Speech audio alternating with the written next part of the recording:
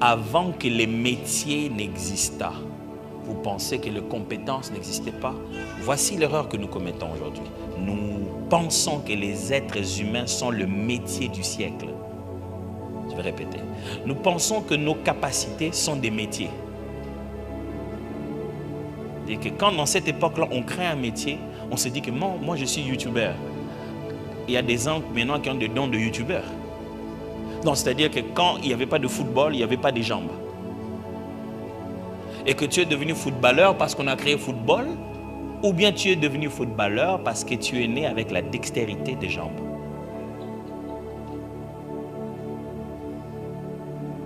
Ça commence à venir, hein? Petit à petit, hein? Commencez à voir que c'est le Créateur qui commence à faire, n'est-ce pas? C'est ce qui fait que tu aimes, que tu n'aimes pas. On n'étudie pas pour devenir, on étudie pour aiguiser ce qu'on est. Et le grand temps que tu es passé dans ta vie, c'est de tenter d'aiguiser tout le temps un don mineur au lieu d'aiguiser le don majeur. Pourquoi je suis venu maintenant en retard, hein? On aurait dû commencer ça avant d'aller à l'école, hein? Je vous assure. Maintenant, on se dit, c'est quoi les dons majeurs? C'est quoi les dons mineurs? Là, non, pas encore là-bas. Mais revenons sur le fait que, il est vrai, vous venez de le découvrir, que quand Dieu nous a créés, il nous a déjà donné les capacités pour faire fonctionner la société. Il a donné à chacun d'entre nous les capacités nécessaires pour que nous fassions fonctionner la société.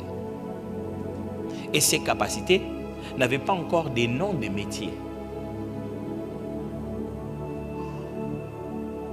C'est quand nous commençons à avoir des noms de métiers que nous commençons à croire que lui il est médecin. Vous préférez que ça soit scientifique, je comprends. Allons maintenant dans le scientifique. Il existe dans la tête de l'être humain 9 types d'intelligence différents qui font que l'être humain n'a pas que l'intelligence logico-mathématique. Nous pensons que pour que quelqu'un soit intelligent, c'est que c'est celui qui a maîtrisé les maths, celui qui raisonne tout droit, celui qui comprend les choses complexes, qui sait suivre le fonctionnement. Si bien que pendant longtemps, on a évalué l'être humain par son quotient intellectuel. Jusqu'à ce qu'on se rende compte que c'est faux. Après une expérience, on a découvert que 70% des personnes qui avaient le quotient intellectuel très élevé ne réussissaient pas dans la vie.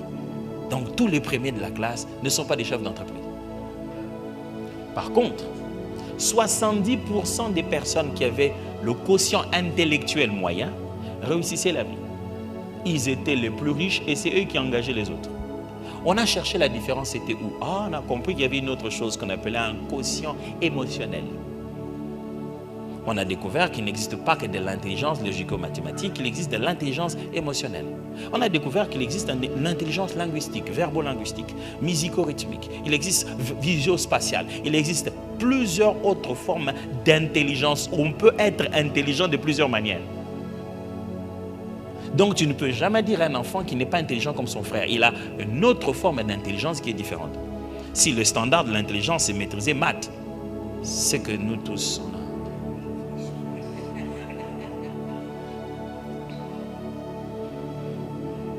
Là, ça devient un peu plus intéressant. Hein? Vous ne préférez pas les mots guérisseurs, ça fait peur tout ça là. On n'aime plus les choses.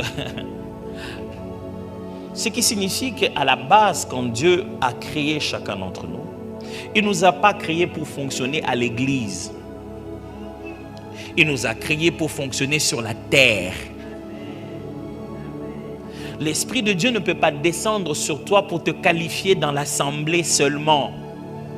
Sinon, il allait faire de Jésus un homme d'église. Et vous rendrez compte que Jésus, il a vécu des lieux en lieux. Et les quelques fois il venait à l'église, c'est la fois où on les chassait. Il n'y a pas des gens qui les haïssaient, qui les prenaient pour un bizarre, pour un sorcier, si ce n'est pas les gens de la synagogue. Ils considéraient qu'il était en train de rompre des règles de sabbat. C'était les gens de l'église qui trouvaient ça bizarre.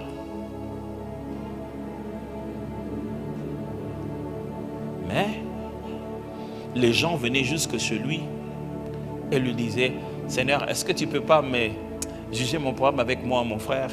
Vous imaginez? C'est pour dire qu'il y a de l'intelligence à un niveau très élevé. Il leur dit un jour, il y a ici plus que Salomon. Pourtant, Dieu avait fait une promesse claire à Salomon qu'il n'y aurait personne plus intelligent que lui. Mais il a dit, il y a ici plus que Salomon. Ça ne peut être que celui qui a donné à Salomon d'être intelligent. Quand il parlait, les militaires, mes amis, les militaires, sans rentrer voir les gens qui les ont envoyés, ils ont dit, jamais homme. Ces gars, non, il est trop fort. Paul, avec l'Esprit de Dieu, faisait des grands débats avec Félix. Paul se met à parler. Et quand vous lisez les textes en grec, vous vous rendez compte qu'il a changé le style, les mots, le jargon qu'il utilise. Il présente l'évangile, mais avec des termes de philosophie. À un point où Félix dit, mais tu déraisonnes, Paul. Est-ce que tu essaies de me gagner? Mais il dit, s'il est possible, pourquoi pas? Ce n'était pas pour faire fonctionner ça qu'à l'église. Non, pas du tout, mes amis. C'est pour ça, quand nous parlons de dons spirituels, ça n'intéresse pas des chrétiens. Beaucoup de chrétiens se disent, ce n'est que pour commencer à faire quoi? Seigneur. Non, mes amis. Vous avez déjà vu des occultistes faire ça? Ils se cachent, ils font leur bougie, ils font leur tralala. Après, ils se mettent en veste. Quand ils viennent au bureau, ils font leur ce qu'ils doivent faire. Jésus faisait pareil. La nuit, il passait tout le temps avec le Père. Le matin, normal, il mange le pain. Et Jésus guérissait les gens, même à table, au moment où ils veulent manger. Un jour, on l'invite, ils veulent manger, ils se montent à table, ils voient que celui qui est de l'autre côté de la table souffrait d'une maladie qui consiste à gonfler le corps humain, soit par l'eau ou par de l'air. Il dit, on va manger. Il les décompresse d'abord.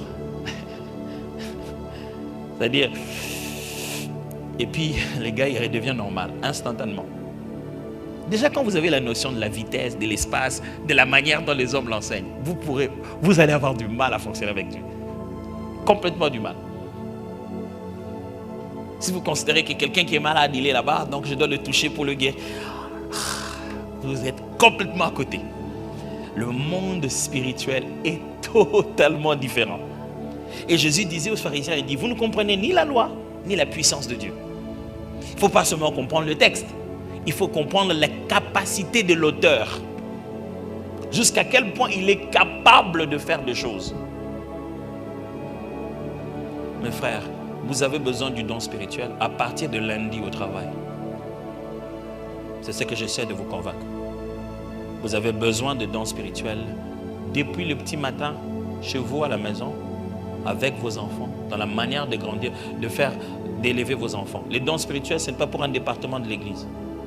Les dons spirituels, c'est pour montrer au monde que l'Esprit de Dieu est là et que le temps de la grâce avait déjà commencé. Les dons spirituels, c'est pour prouver autour de nous que Dieu fonctionne et que les gens se disent, waouh, comment tu as fait ça? L'Esprit de Dieu m'a dit. Donc, l'Esprit de Dieu existe tel que nous sommes là. L'Esprit de Dieu existe. Oui, il y a des gens qui ont l'Esprit de Dieu. Détrompez-vous, mes frères. Je ne suis pas venu vous apprendre à dire prophétie. Je suis venu vous apprendre à fonctionner quotidiennement de la manière la plus simple, mais puissante. Je suis venu vous apprendre à fonctionner avec un degré de conscience de votre spiritualité. Si vous rencontrez un sorcier, il sait qu'il est sorcier. Il n'y a que vous qui ne savez pas que vous avez les dons spirituels. Le sorcier, quand vous parlez avec lui, il sait qu'il est sorcier. Il est conscient de sa spiritualité. Vous devenez conscient de votre spiritualité que quand vous priez. Ce n'est pas normal. Jésus pouvait saluer quelqu'un et dire, hey, Nathanaël, un homme en qui il n'y a pas de fraude. Écoutez, la Bible dit, Jésus sut en lui-même ce qu'il se disait. Il leur dit, celui qui veut être parmi vous, plus grand parmi vous, ça le plus. Jésus connaissait les pensées des gens, pas par divinité, par discernement des esprits. Nous avons beaucoup collé à Jésus de choses en disant que ça c'est parce qu'il était Dieu. Non, lui il dit dès le début, l'Esprit de Dieu seulement, il est sur moi et m'a oint. Non, on dit non, Jésus, non, on ne peut pas faire ça. Toi tu es Dieu. Il dit, vous allez même faire des choses plus grandes. Non, on dit non, si tu es seulement humble, il n'y a rien de grand, on va faire plus que toi.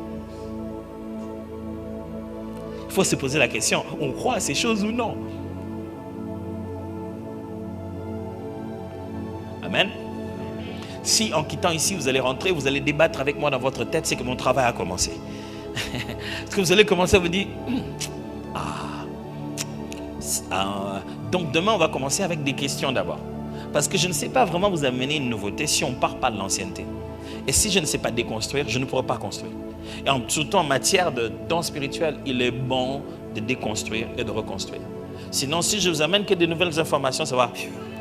Vous avez déjà entendu ça, je ne dirais rien de nouveau. Mais il se trouve un point de raisonnement qui sous-tend et qui transporte ça. C'est ça qui doit changer. Si ça là, ça ne change pas, ça n'ira pas. Qu'est-ce que vous pensez de ça?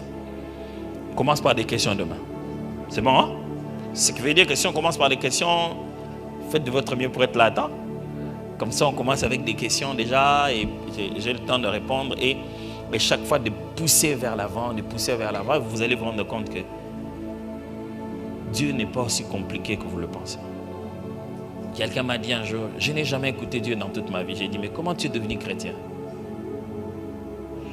Parce qu'il est écrit, pour que tu deviennes chrétien comme ça, c'est le Père qui t'a attiré. Si tu attends sa voix, n'endurcis pas ton cœur. Tu es devenu chrétien parce que tu as entendu Dieu te parler. À la base, c'est ça. Seulement après, quand tu es venu à l'église, on commence à dire que Dieu m'a parlé avec tellement de mystères que tu te dis, c'est que moi, je n'avais pas entendu Dieu. Si eux, ils entendent comme ça, là, ça devient si mystérieux que tu commences à douter en réalité de ce qui se passe à l'intérieur de toi.